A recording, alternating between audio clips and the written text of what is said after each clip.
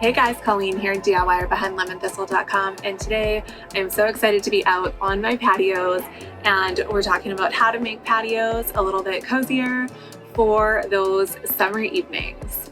So I love to host outside as much as possible, especially during those warmer months.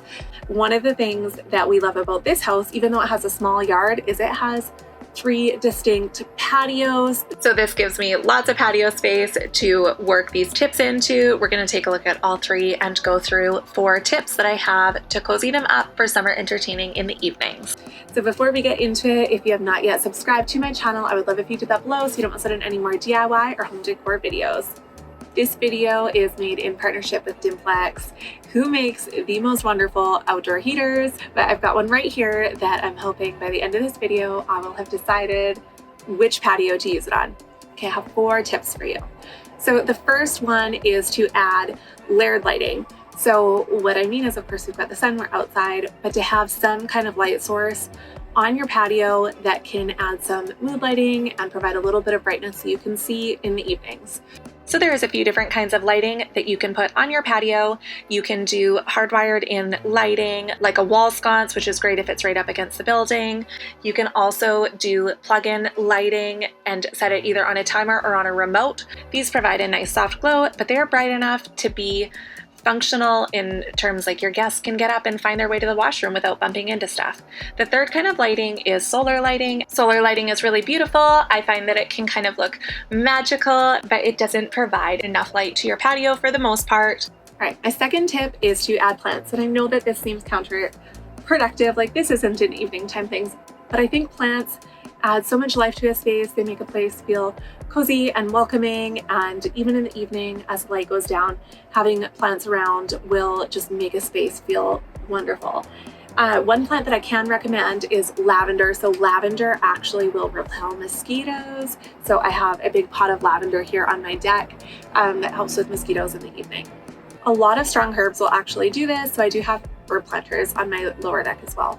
All right, number 3, I really like to add candlelight. So whether it is a citronella candle to help keep the bugs away, little lanterns scattered around the deck, I just think it makes it feel so cozy and so inviting. It is one of my favorite things to add to an outdoor patio space. Next step is to add some things to actually help your guests warm up. The thing about our climate though is our summer nights still do get quite cool, especially early summer like this. So as the sun starts to go down, we need another heat source here. So whether that is throw blankets, a fire pit, or a heater, having a way for your guests to warm up in those summer evenings as things cool down is a great way to make your outdoor space feel so much more cozy and welcoming. So I always add throw blankets, but I've also just added this heater, which has been so nice to turn on in the evenings when I have my friends over. So this patio heater was provided in partnership with Dimplex. This is the Dimplex outdoor portable infrared propane heater, and so it actually has wheels so you can wheel it around. So we've moved it between all of our 3 decks, and I'm trying to decide which one that it should call home.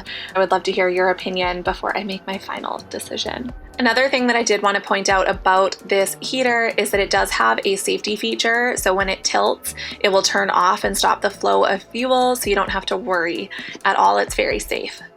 It heats up instantly, so you don't have to wait for it to get up to temperature. It is honestly so great. So this one is infrared, which means that instead of that like burning sensation that you feel when you've been under a heater for too long, it just kind of like gently warms you, which is wonderful. You can definitely get super warm sitting underneath it, but it's not that same like fire pit hot.